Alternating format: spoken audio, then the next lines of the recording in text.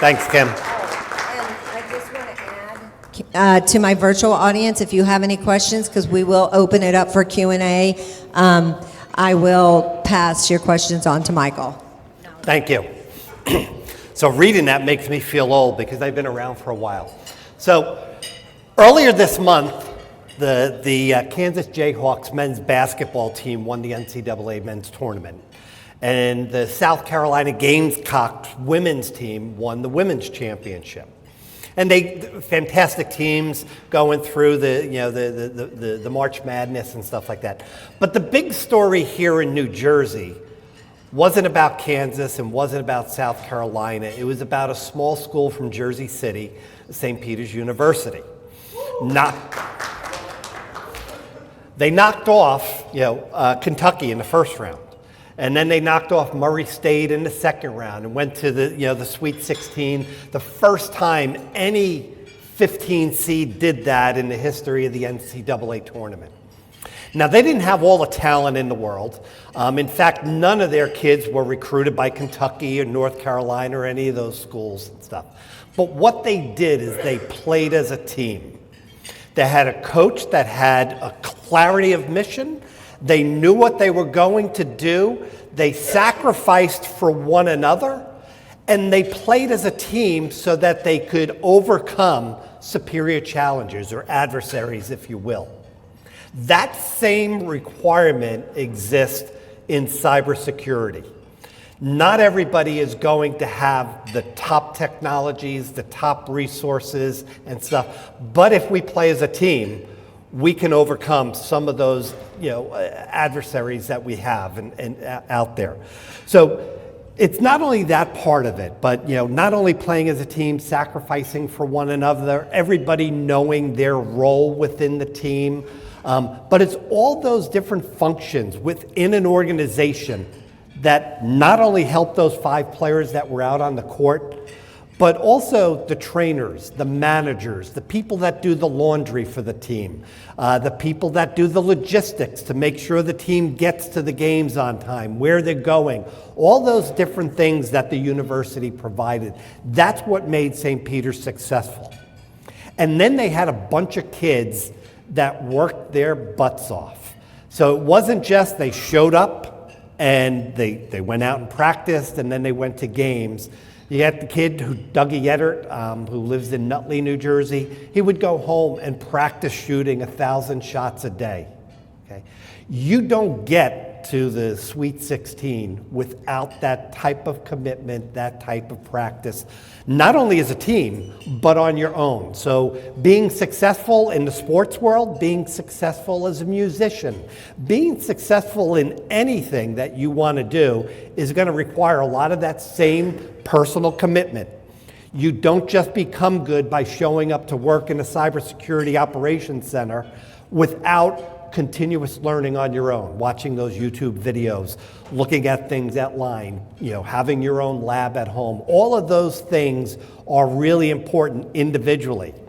And then also within that SOC or within that team that you're working with in cybersecurity is being able to know your role, complementing the other teammates within your organization and sacrificing for them. If you're a prima donna, like Kentucky had 5 prima donnas on the court, you're going to lose to that team of underdogs, if you will, that Cinderella team. And so I talk about this all the time, but I'm the CISO for the state of New Jersey. We don't compete as far as salaries are concerned to recruit the blue chip players that are coming out of MIT or places like that. Where we go to are the community colleges and some of the other places where kids are hungry. And they come to us, and my job as the coach or the manager is to provide that strategy, that clarity of vision, that clarity of mission, so each one knows what we're trying to do. Each one has those roles and is committed to it. I've got a great team. I've got a great set of kids that, I call them kids because I'm old, that work in the NJ Kick, very, very talented, passionate about public service, and passionate about cybersecurity. And that's why we're being successful. We are great value for the money that is being paid by the taxpayers that pay our salaries in making New Jersey more resilient to cyber attacks in the state of New Jersey. But as good as my team is, we're no match for the Russian GRU or the Iranian Revolutionary Guard or the Lazarus Group out of North Korea. There are adversaries out there that have many, many more resources than we do. And if I look around the state of New Jersey, and we provide services to state and municipalities, counties, school systems, small and large businesses, and we provide all those services at no cost. There is no organization in New Jersey where the IT person signed up to do cybersecurity and said, bring it, as far as Russia was concerned, or as far as some nation-state actor or cyber criminal group like Conti or Ryuk or any of those groups that are out there right now. In fact, we're no match for a lot of those. And so when I talk about teamwork, it goes beyond just our individual teams within our individual organizations. We all have the same threats. They're common. You've got phishing emails coming in, you've got SQL injection attacks, you've got denial of service attacks, you've got malware, you've got ransomware. All of those threats are the same. It's the impacts or outcomes that are different. If you're in the energy sector, what happens is if you get hit with ransomware or disruptive malware on your ICS systems, well, nobody's got electricity. If you're in the banking sector, people can't get access to their accounts and money gets sent away elsewhere. Those impacts are going to be different, but the threats are the same. The adversaries are pretty much the same. We can't touch them like we do on the courts, in basketball and the like. But if we come together, other organizations, not just in state government and the municipalities, but businesses working together, we will be a lot more resilient and a lot more successful to all of those different cyber attacks. And so that's really what we're trying to do in the NJ KIC. We were created in 2015 to be the state's one-stop shop for cybersecurity information sharing, threat intelligence, best practices, incident reporting, and incident response.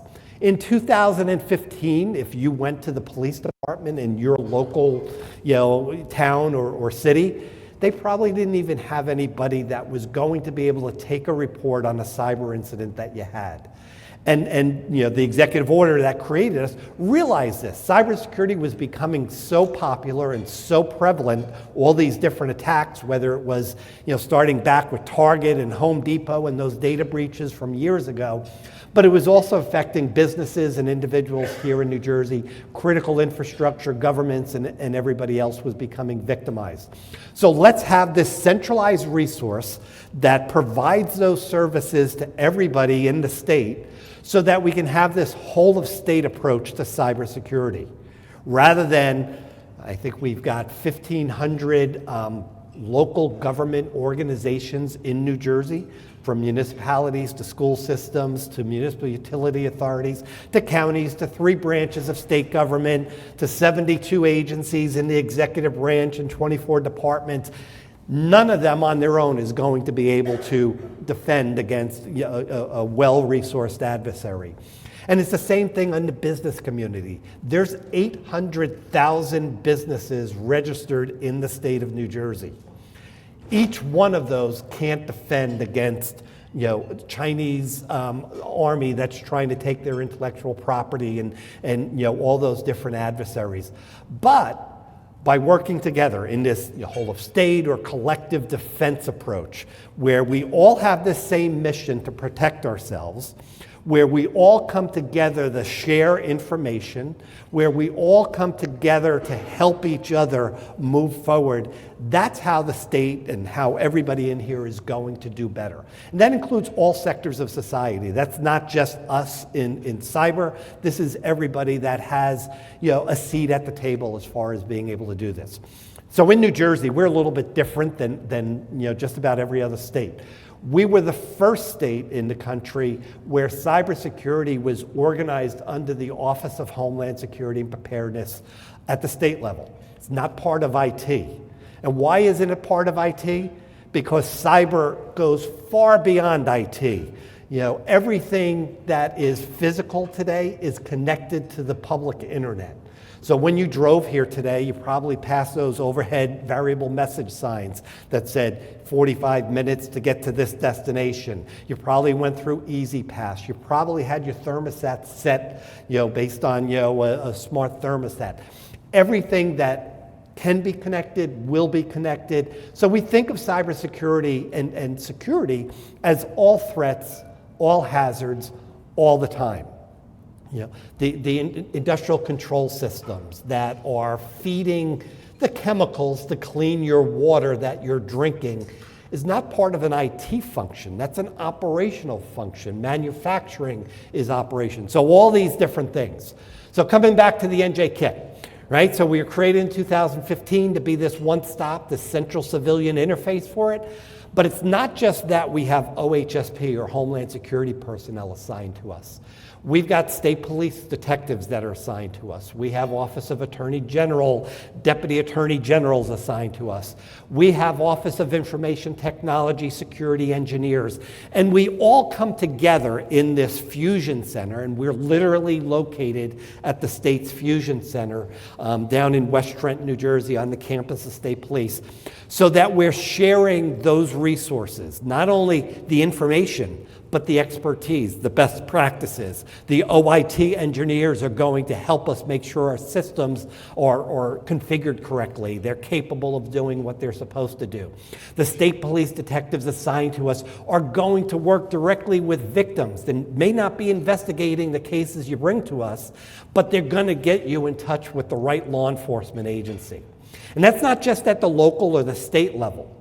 We at the Fusion Center, the Regional Operations Intelligence Center as we call it, we've also got FBI personnel, U.S. Department of Homeland Security, CISO personnel, if you will. We've got TSA. It's also the Emergency Operations Center for the state of New Jersey.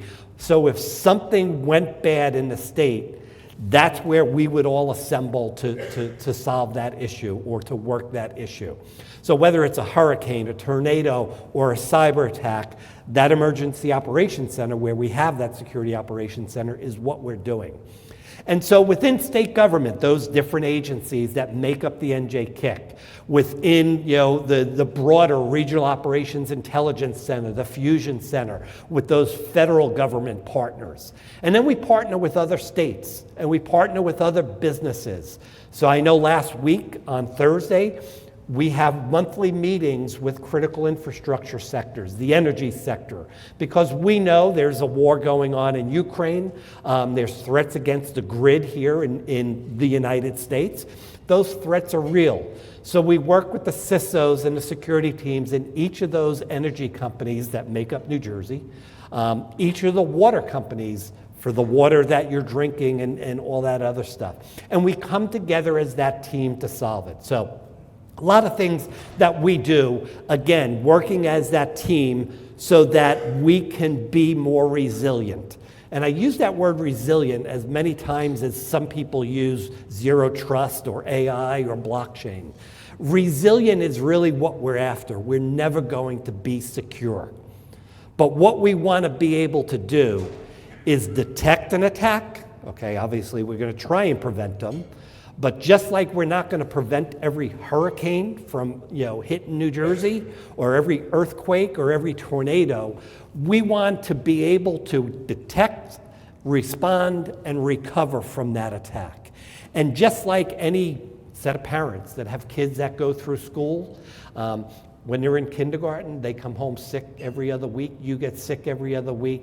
First grade, you get sick. Third grade, you start to build this resilience. You become immune to all those different germs that all those kids build in there that bring into school every day. Same thing with cybersecurity is we don't just want to recover from an attack. We want to be more resilient to the next attack. And so whether that's COVID or anything else like that, cybersecurity is very much the same way. So in the NJKIC, I keep mentioning this team. We're a team of teams. We have a strategic mission and a strategic plan where we partner with just about anyone and everybody to make New Jersey more resilient, but it goes beyond New Jersey. We've got members of the NJKIC as far away as the Australian Federal Police. We have Interpol. We have 50 different countries that are members of the NJKIC. All 50 states are members of the NJKIC. We have a joint cybersecurity operations center where every Tuesday afternoon we get together with 6 other states and our security analysts share that information. How often does that get done in the private sector? There are ISACs. There's FF's ISAC, there's Health ISAC, there's Energy ISAC, there's all those different ISACs. And they play a role, and we partner with them. We're a member of each of those different ISACs that I mentioned. And really, and I know Jen Easterly, who's the director down in DHS CISO, also has the Joint Cybersecurity Defense Coalition, okay? And we got a lot of vendors that are, in the room, just down the hall. We got those vendors in here. Your companies being members of that JCDC is very important. Sharing that information. I've been here for quite some time in the cybersecurity space. Before it was cybersecurity, before when it was just computer security, because you weren't connecting to the internet. And every vendor had their own platform that was unique to them, and they didn't integrate, they didn't operate, and all those different things. You had to buy the full stack from one vendor. Vendors have to be part of this team. They have to be part of the solution so that we have integrations between those different vendor solutions and those types of things. So everybody has a role to play, even citizens that are at their table that know nothing about cybersecurity. Our job is to help do that. So with that, keynote address, my wish or my ask is become a member of the NJKIC. Okay, join us. What's a membership cost? Zero. What do our services cost? Zero. We do nothing for money. Everything we do is taxpayer expense, if you will. It's all free, whether it's in the private sector or whether it's in the public sector. Joining the NJKIC is simply telling us your name and your email address and what sector you belong to. And when I say sector you belong to, what type of business? Government services? Is it the banking, financial sector? Is it the energy sector? Why is that important to us? This way we can send you threat intelligence that's relative and relevant to your sector, rather than just sending you spam emails that are irrelevant and that you're just going to put in your junk mail and stuff like that. We provide training, we provide all sorts of other assistance as far as tabletop exercises, risk assessments, those types of things. So there's a lot of services that you get for those that don't know what we do. Lots of ways to connect with us. We have a website. We're on social media. Not me, but the other place is, or the NJKIC is. You can actually call us and somebody's going to answer the phone. And then we do email. So visit our website, become a member. What happens is not only do you become a member of the NJKIC, you become a member of that bigger team that we have working together. We've got folks, not only folks from the FBI working out of the Rock, we've also got folks from the NJKIC working with FBI Cyber here in Newark and places like that. DHS, HSI, and CISO, as I said. So you become part of that bigger community where we're sharing information, sharing best practices, sharing threat intelligence so you don't become a victim. One of the neat things about what we do, and I mentioned I'm the CISO for the state of New Jersey. How many pay taxes in New Jersey in here? I'm raising 2 hands. Okay. So anybody that hasn't raised their hand, we'll get you on the way out. Just saying. But so as a CISO, I'm responsible for your information, whether it's driver's license information, tax information, health information, all of that information that the government collects on you, in the executive branch of state government, from Treasury to health to labor, all those different things. That's part of my overall responsible, making sure that information is protected, secure, and private. And so we have our Security Operations Center that just does just that, and I've got a team. I mentioned we see 3 to 4 billion security events on our network on a daily basis. Those 3 to 4 billion security events, that's what makes up our threat intelligence that we put in our products. Real things that we're seeing happen on our networks so that we can notify you, because chances are you're probably being attacked too, and you may not know it because you don't look. And that's a big part of cybersecurity, is that monitoring and detection. Just over the past 2 weeks, so our email coming into state government, we've got about 67,000 state government employees in the executive branch. They all have email addresses. They get emails from citizens, constituents in the state. They get them from their partners in local and county government organizations. And a lot of times those organizations that are less well-resourced, they get infected with malware. And that malware is typically going into your email systems, and then whether it's Emotet or TrickBot or any of those, what it's going to do is harvest all your contacts or all those other addresses in your mail file, and it's going to start sending out emails to those people with Emotet laden attachments and all those things. So we get that and we block it, obviously, just like everybody in here that has a mail filtering solution, you block them. But I don't know how many of you actually go in and say, hey, you know what? We're getting emails with Emotet-laden attachments from this municipality. We bet that their system's been infected and they've been compromised. And then reaching out proactively to tell them that, hey, you've been compromised, and then working with them to secure their systems. 8 different organizations, from law enforcement organizations to counties to municipalities to school systems, we've notified in the last 2 weeks. So a lot of the traffic that we see may not be direct attacks against us. It may be from a compromised system. So that's why I say this threat intelligence and this information sharing is really important. It ain't just about us. It's about the entire ecosystem here in New Jersey, so everybody and anybody. Because it's not just the state government that holds all that tax information and driver's license information. It's your local governments, it's your school systems, it's all of those. They're part of that ecosystem that we have a responsibility and an obligation to help secure them and make sure your stuff stays secure. So again, being able to put this all together, please come join the team. Even if it's not the NJ Kick team, the teams within your organization, start there. Start working as St. Peter's University did for one another to make you guys as resilient as possible. And then start thinking outside of your organization into your sector. And make that sector more resilient, and then continue on there. So with that, I'm going to wrap up. You've got ways to contact me if you want to contact me. So I made it through a presentation. We didn't talk about blockchain. We didn't talk about zero trust. We didn't talk about machine learning. Lo and behold, or a solution, except for teamwork. Any questions from the audience? Yes, sir.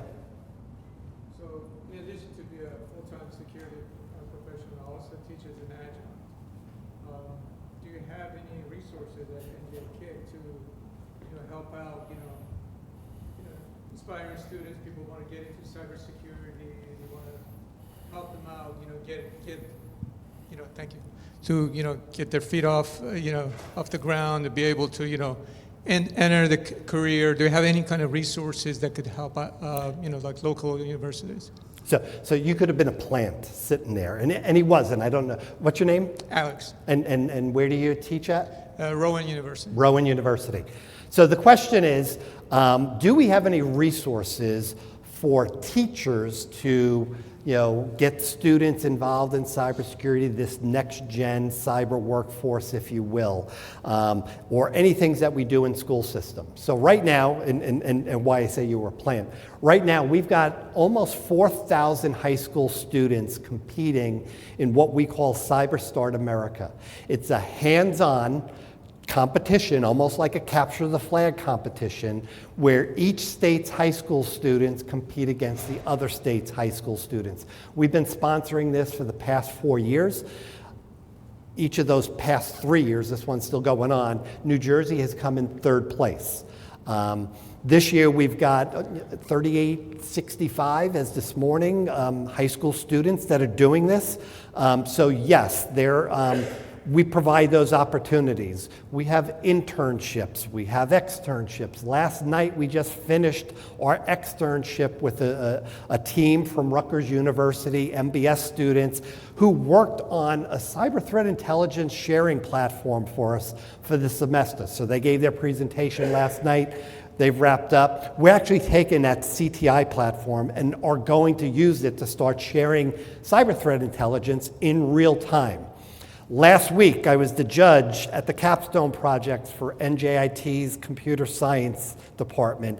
And then 2 weeks ago, we also ran what's called Jersey CTF, the Jersey Capture the Flag competition, 1,400 college students from around the world. Duke University won it. A team from University of South Florida came in second, and the team that came in third was from Japan. And it was a virtual contest and stuff like that. We're really plugged into the high schools. We actually helped develop the curriculum for computer science training in New Jersey that's now being introduced into the high schools.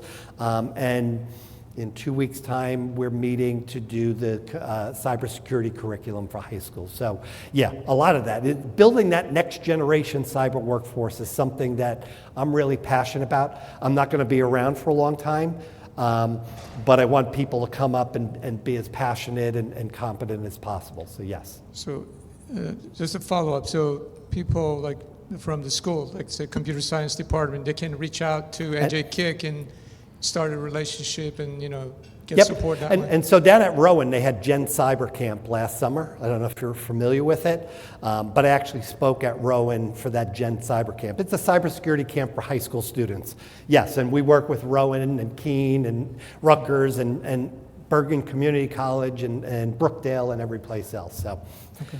How about other questions? Thank you.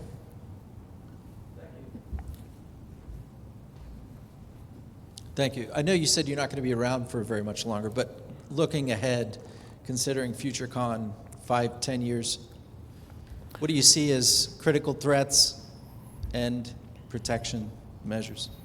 Thank you. I still think we're going to have some of the same problems that we have today. So I think you're from the Type DNA company, or are you from that company? Okay, I'm sorry. Identity and access management is going to be an issue. But 10 years from now, we're talking about quantum computers. We're going to talk about AI that's actually offensive AI against us. Everything is connected. We're going to have real-world physical devices that get attacked and create public safety and public health issues. So all of those threats are going to materialize where we'll have the first deaths. And I know we had a death down in Alabama due to a ransomware case where surgery got canceled and stuff like that. But those things will materialize more and more, especially as we become more and more dependent on things, with everything being connected. Not that I won't be around long enough, a long time, at least my wife doesn't help. I'm more valued dead than alive with my life insurance policy. But I love the job that I have. I have the best job in the state of New Jersey and love what I do and love to be able to do something purposeful. So I plan to be around for a while, but there is a shelf life there. And that's what I meant by that. Any other questions? No other questions. All right, so you know how to get in touch with me. I have no business cards. I gave them out at those functions that we had over the past few weeks, so I apologize for that. But you can contact us there. I'm obviously on LinkedIn. I'm not on Snapchat or any of those, or Tinder or stuff like that. So you'll have to deal with LinkedIn. Kim, thanks for inviting me, and thank you for everybody.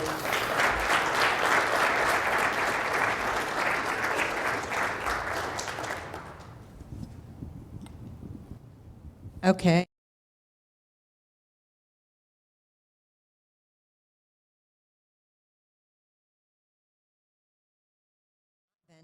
But what is the best way for a vendor to get in front of the CISO from the state of New Jersey? Just sit next to, yeah. So I just happened to pick that seat, and pretty girl. That's really the reason why. So we have what's called vendor days in state government. Cold calls are not a good way. Connecting on LinkedIn to sell something is not a good way to get in front of me. We have vendor days where we bring together the CIOs and the other information security officers in those departments and agencies to meet with vendors. And I know some of them in here have done those vendor days. They're typically held on a Friday. But if you're interested in that, I can get you who to contact. You'll be asked some questions. What problems do you solve? All sorts of things like that. And the one big question is, are you on state contract? And in order for us to do business with any vendor, you have to be on state contract. Running the New York City Marathon is easier than getting on New Jersey state contract. You've got to jump through hoops, and you got to really have it. And and this is, two of the biggest issues that I have with the state. I'm saying this, and hopefully it's not recorded, is the procurement piece. There are lots of great vendors I want to do business with. They're startups. They don't have the resources of an Oracle or Microsoft to get on state contract with a team of lawyers that are going to go through all that stuff. And so eventually we can. And there are some that I'm just disappointed I couldn't do that with. And the other part is hiring personnel. It takes so long to hire, and this market is really competitive. But those vendor days are the best way to do it. I'm pretty plugged into the market, so you'll probably hear from me if you've got a solution I need, rather than you telling me you have a solution for a problem I don't have. That's not going to work. And so, yeah, we were sitting chatting, and one of the things that I said is what do I look for? So I'm the CISO. I've got a pretty decent budget for cybersecurity. It's not gigantic. I can tell you the state of North Dakota has a bigger budget than I do, and they've got more cows than people. But so it's got to solve a problem that we have, okay? It's got to work for us rather than us work for it. And what I mean by that, we want to do cybersecurity. We don't want to do a lot of care and feeding of a technology that takes us away from doing cybersecurity. So if it's a lot of maintenance and updates and all that stuff just to keep it running, you're not a solution for us. I use this term, walk-up usability, where I should be able to walk up to the screen and figure out how to work it without going through 6 months of training. Those are requirements for any solution that we're going to have. The simplicity, obviously, and then it's got to fit within our budget. And as I said, it ain't the biggest budget, and so we've got to use our dollars wisely. It can't be a point solution that only does one thing. So we typically look for something that we get a bunch of benefit out of, not just it does this, and then I got to buy a solution to do 6 other things and stuff. So.